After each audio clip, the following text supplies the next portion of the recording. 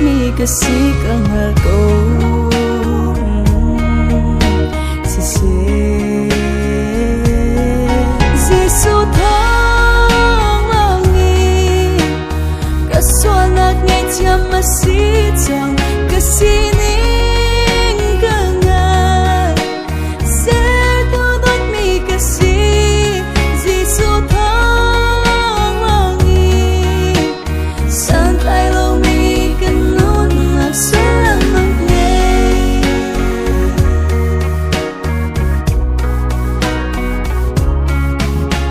Kangal o kangal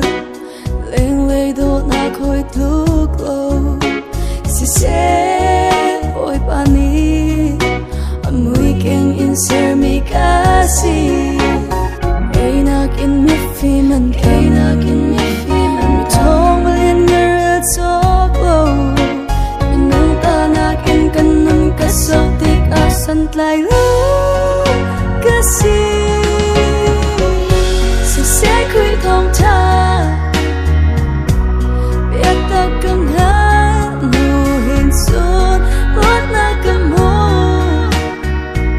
O kusining ka nga Setawin matsuk asum tilayo Lord o taglaw maswal big mi kasi kang ako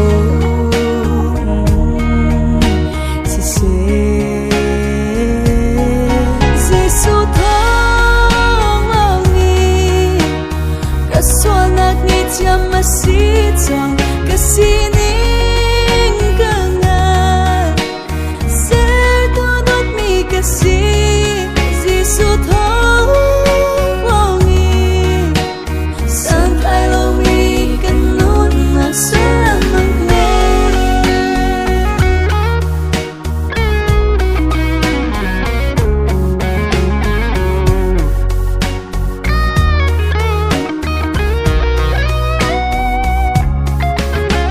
Setalin natsuk asum tilay lo Lord of taglaw maswal big mi kasi kang ako